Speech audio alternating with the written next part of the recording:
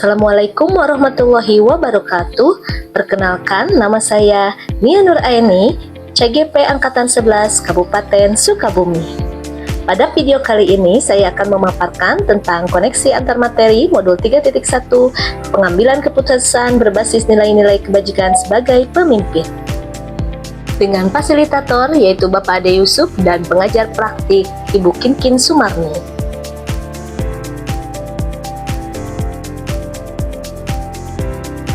Kegiatan pemantik.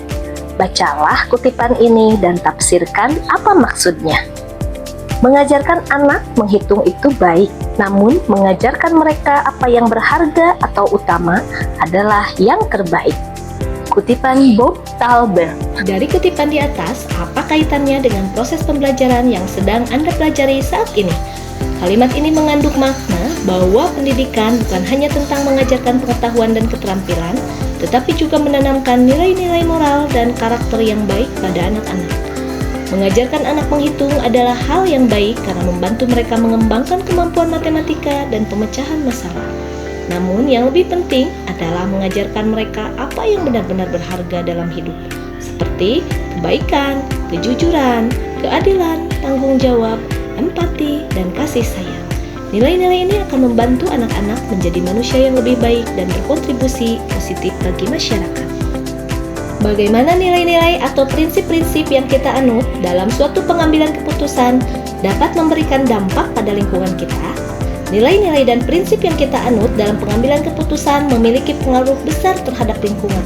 Dengan memilih nilai-nilai yang positif dan bertanggung jawab, kita dapat membantu menciptakan lingkungan yang lebih berkelanjutan, adil, dan ramah bagi semua orang. Setiap keputusan yang kita ambil, sekecil apapun, memiliki potensi untuk memberikan dampak pada lingkungan.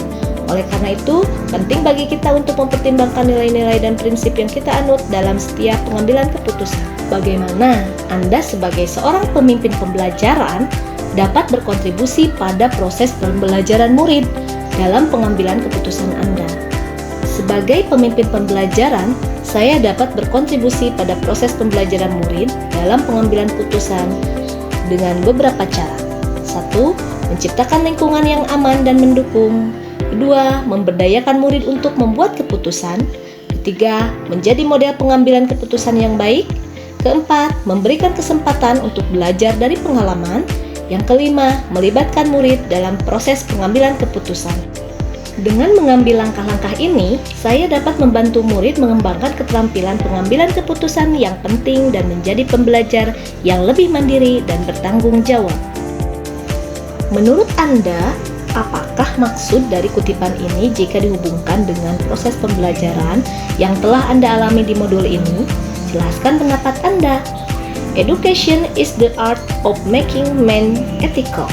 Pendidikan adalah sebuah seni untuk membuat manusia menjadi berperilaku etis. Memahami kalimat tersebut, maka pendidikan merupakan suatu proses menuntun siswa dengan penguatan karakter, norma-norma, sehingga akan menjadi generasi yang memiliki nilai moral, kebajikan, dan kebenaran untuk menjalankan kehidupannya. Generasi yang akan datang adalah cerminan pendidikan saat ini, yang kita poles seperti membuat mahakarya terbaik yang akan mewarnai negeri ini di masa depan. Kesimpulan dan refleksi. Bagaimana filosofi Ki Hajar Dewantara dengan Pratap Triloka memiliki kaitan dengan penerapan pengambilan keputusan sebagai seorang pemimpin? Dalam filosofi Ki Hajar Dewantara ada 3 unsur penting yang disebut dengan Pratap Triloka, yaitu Ingarso Sungtulodo, Ingmadyo Mangunkarso, dan Tutwuli Handayani. Hal ini tersebut bisa dikaitkan bahwa seorang pemimpin pembelajaran haruslah memberikan contoh yang baik bagi orang yang dipimpinnya. Keteladanan akan menjadi unsur penting dalam membangun kepercayaan sehingga akan memberikan dampak pada bawahannya. Pemimpin pembelajaran harus mampu membangun kerjasama super tim dengan potensi yang dimiliki oleh masing-masing individu sehingga diharapkan mampu menjadikan peserta didik terampil dalam mengambil keputusan yang tepat, cepat, dan cermat bagi dirinya. Selain itu, memberikan kesempatan pada peserta didik untuk maju dan berkembang sesuai dengan fitrahnya masing-masing. Inilah salah satu tujuan dari seorang guru sebagai pelatih dan motivator untuk membantu peserta didik dalam melejitkan potensi yang dimilikinya. Pengambilan keputusan adalah sebuah proses menentukan sebuah pilihan dari berbagai alternatif pilihan yang tersedia. seorang guru terkadang dihadapkan pada suatu keadaan di mana ia harus menentukan pilihan keputusan dari berbagai alternatif yang ada. Proses yang rumit ini berdampak pada dirinya dan lingkungan sekolah, serta munculnya pertentangan nilai yang tertanam dan diyakininya sehingga dapat mempengaruhi pada prinsip-prinsip dalam mengambil suatu keputusan. Memilih dua kebenaran yang saling bertentangan adalah sesuatu yang sangat sulit dan dilematis. Namun, keputusan haruslah tetap diambil. Memilih paradigma dan prinsip dalam mengambil keputusan adalah sesuatu yang sangat subjektif karena setiap orang memiliki pandangan yang berbeda dikarenakan perbedaan nilai yang dianutnya. Bagaimana nilai-nilai yang tertanam dalam diri kita berpengaruh kepada prinsip-prinsip yang kita ambil dalam pengambilan suatu keputusan. Etika berkaitan dengan karsa, karena manusia memiliki kesadaran moral. Akal dan moral, dua dimensi manusia yang saling berhubungan. Dari hal tersebut, kita bisa menarik benang merah bahwa karsa merupakan suatu unsur yang tidak terpisahkan dari perilaku manusia. Karsa ini pun berhubungan dengan nilai atau prinsip-prinsip yang dianut oleh individu, disadari ataupun tidak. Nilai-nilai atau prinsip-prinsip inilah yang mendasari pemikiran seseorang dalam mengambil sebuah keputusan yang mengandung unsur dilema etika. Tentunya ada prinsip-prinsip yang lain, namun ketiga prinsip di sini adalah yang paling sering dikenali dan dapat digunakan sebagai seorang pemimpin pembelajaran dalam mengambil sebuah keputusan. Ketiga prinsip ini seringkali membantu dalam menghadapi pilihan-pilihan yang penuh tantangan dan rintangan yang harus kita hadapi sebagai pemimpin pembelajaran. Ketiga prinsip tersebut adalah berpikir berbasis hasil akhir, berpikir berbasis peraturan, berpikir berbasis rasa peduli. Nilai-nilai yang tertanam dalam diri seorang pendidik tentunya adalah nilai kebaikan, kejujuran, tanggung jawab, disiplin, toleransi, gotong royong, dan nilai-nilai kebaikan lainnya. Nilai-nilai tersebut yang paling kita hargai dalam hidup dan sangat berpengaruh pada pembentukan karakter, perilaku, dan kepribadian dalam membimbing kita untuk mengambil sebuah keputusan. Sebagai guru penggerak, tentunya ada beberapa nilai yang harus dipegang seperti nilai mandiri, reflektif, kolaboratif, inovatif, dan berpihak pada peserta didik. Untuk dapat mengambil keputusan yang tepat, diperlukan nilai-nilai atau prinsip, pendekatan, dan langkah-langkah yang benar, sehingga keputusan tersebut merupakan keputusan yang paling tepat dengan resiko yang paling minim bagi semua pihak. Bagaimana materi pengambilan keputusan berkaitan dengan kegiatan coaching yang diberikan pendamping atau fasilitator dalam perjalanan proses pembelajaran kita, terutama dalam pengujian pengambilan keputusan yang telah kita ambil. Apakah pengambilan keputusan tersebut telah efektif? Masihkah ada pertanyaan-pertanyaan dalam diri kita atas pengambilan keputusan tersebut? Hal-hal ini tentunya bisa dibantu oleh sesi coaching yang telah dibahas pada sebelumnya. Pembimbingan yang telah dilakukan oleh fasilitator telah membantu saya berlatih, berproses, dan merefleksikan keputusan yang telah dieksekusi. Apakah keputusan tersebut sudah berpihak pada peserta didik? Apakah sudah sejalan dengan nilai-nilai kebajikan universal? Apakah keputusan yang diambil bermanfaat untuk banyak orang? Dan apakah keputusan yang diambil tersebut dapat dipertanggungjawabkan di masa kini dan di masa mendatang? Seorang pendidik harus mampu mengetahui dan memahami kebutuhan belajar serta kondisi sosial dan emosional dari peserta didik. Seorang siswa harus mampu menyelesaikan permasalahan dalam belajar yang dihadapinya. Pentingnya pendekatan coaching dilaksanakan oleh guru, karena guru dalam hal ini sebagai coach akan menggali potensi yang dimiliki oleh peserta didiknya dengan memberi pertanyaan pemantik, sehingga peserta didik dapat menemukan potensi yang terpendam dalam dirinya untuk menyelesaikan masalahnya sendiri. Salah satu yang dapat dilakukan adalah dengan melakukan metode TILTA. Untuk dapat mengambil sebuah keputusan dengan baik, maka keterampilan coaching akan membantu kita sebagai pemimpin pembelajaran dengan pertanyaan-pertanyaan untuk memprediksi hasil dan berbagai opsi dalam pengambilan keputusan akan berpengaruh sehingga tercipta lingkungan yang positif, kondusif, aman, tentram, dan nyaman. Dengan demikian akan berpengaruh bagi peserta didik dalam proses pembelajaran. Bagaimana kemampuan guru dalam mengelola dan menyadari aspek sosial emosionalnya akan berpengaruh terhadap pengambilan suatu keputusan, khususnya masalah dilema etika. Dalam proses pengambilan keputusan yang bertanggung jawab, diperlukan kompetensi sosial emosional seperti kesadaran diri, pengelolaan diri, kesadaran sosial, dan keterampilan berhubungan sosial. Sehingga diharapkan proses pengambilan keputusan dapat dilakukan secara sadar penuh, terutama sadar dengan berbagai pilihan, konsekuensi yang akan terjadi, dan meminimalisir kesalahan dalam pengambilan keputusan. Bagaimana pembahasan studi kasus yang fokus pada masalah moral atau etika kembali kepada nilai-nilai yang dianut seorang pendidik. Dengan nilai-nilai yang dimiliki seorang pendidik tersebut, baik nilai inovatif, kolaboratif, mandiri, dan reflektif, Seorang pendidik dapat menuntun muridnya untuk dapat mengenali potensi yang dimiliki dalam mengambil keputusan dan mengatasi masalah yang dihadapi, sehingga dengan nilai-nilai dari seorang pendidik tersebut yang merupakan landasan pemikiran yang dimiliki akan cenderung pada prinsip melakukan demi kebaikan atau kemanfaatan orang banyak, menjunjung tinggi prinsip-prinsip nilai dalam diri, dan melakukan apa yang kita harapkan orang lain akan lakukan kepada diri kita. Maka seorang pendidik akan dapat mengambil sebuah keputusan yang bertanggung jawab melalui berbagai pertimbangan dan langkah pengambilan dan pengujian sebuah keputusan terkait permasalahan yang terjadi. Keputusan tersebut tentunya selalu berpusat pada kepentingan peserta didiknya. Bagaimana pengambilan keputusan yang tepat? Tentunya berdampak pada terciptanya lingkungan yang positif, kondusif, aman, dan nyaman. Pengambilan keputusan yang tepat terkait kasus-kasus pada masalah moral atau etika hanya dapat dicapai jika dilakukan melalui 9 langkah pengambilan dan pengujian keputusan. Dapat dipastikan bahwa jika pengambilan keputusan dilakukan secara akurat melalui proses analisis kasus yang cermat dan sesuai dengan 9 langkah tersebut, maka keputusan tersebut diyakini akan mampu mengakomodasi semua kepentingan dari pihak-pihak yang terlibat. Maka hal tersebut akan berdampak pada terciptanya lingkungan yang positif, kondusif, aman, dan nyaman. Tentunya dengan penggunaan pendekatan inquiry apresiatif Bagja dapat melangkah ke arah yang lebih baik lagi.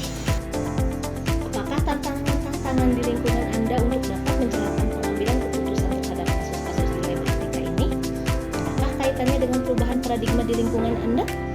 Kesulitan muncul diakibatkan adanya masalah perubahan paradigma dan budaya sekolah yang sudah dilakukan selama bertahun-tahun. Di antaranya adalah sistem yang kadang jika memaksa guru untuk memilih pilihan yang salah atau kurang tepat dan tidak berpihak pada murid.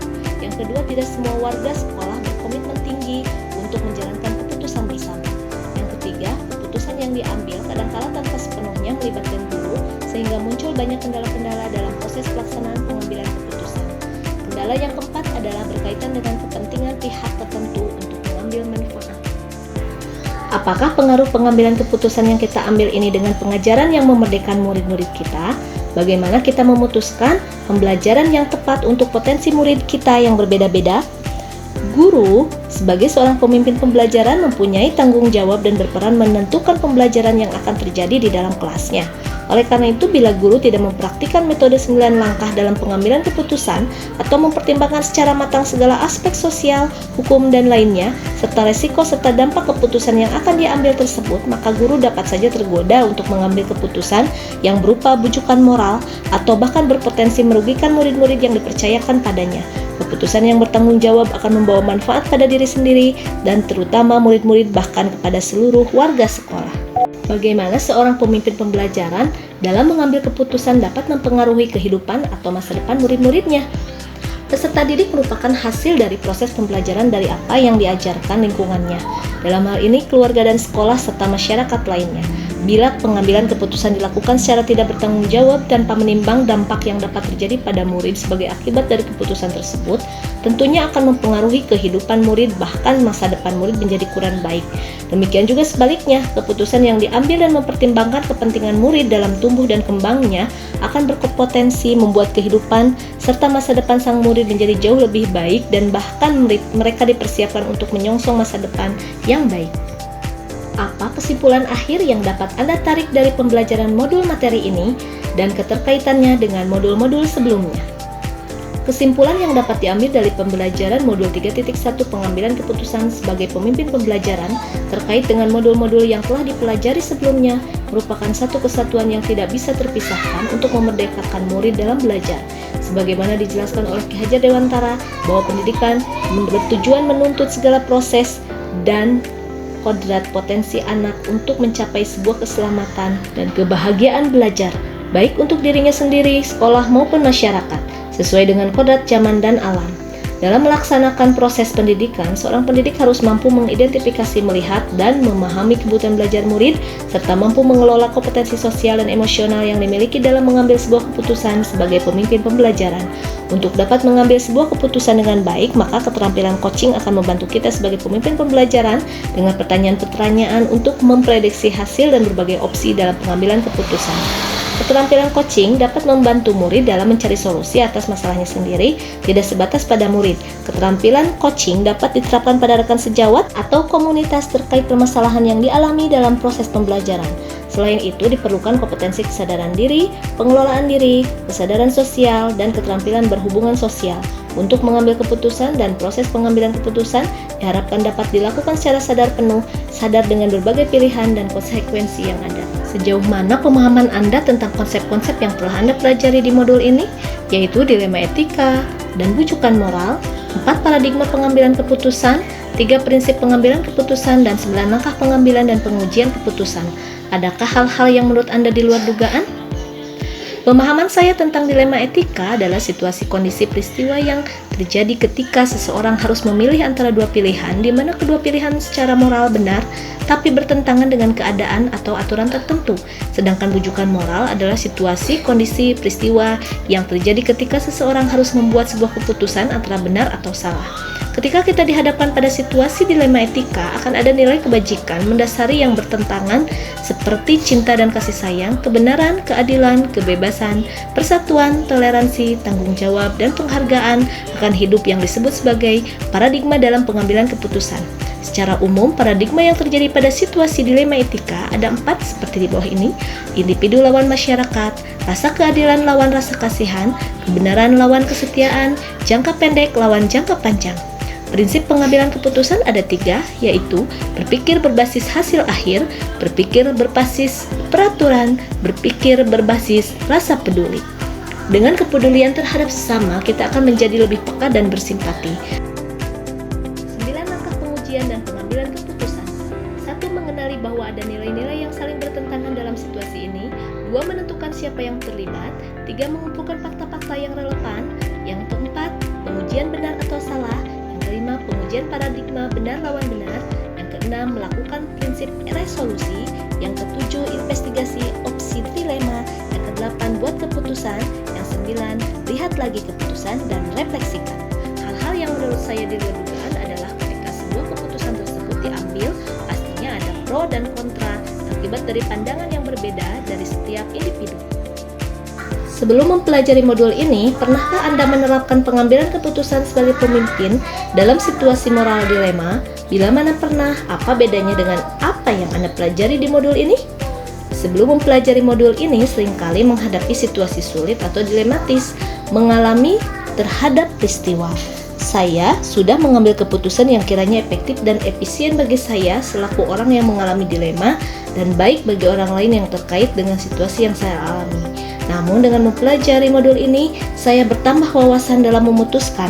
Terdapat 9 langkah untuk dijadikan bahan pertimbangan dalam pengujian dan pengambilan keputusan yang harus saya pikirkan matang-matang dan temukan jawabannya dari situasi tersebut.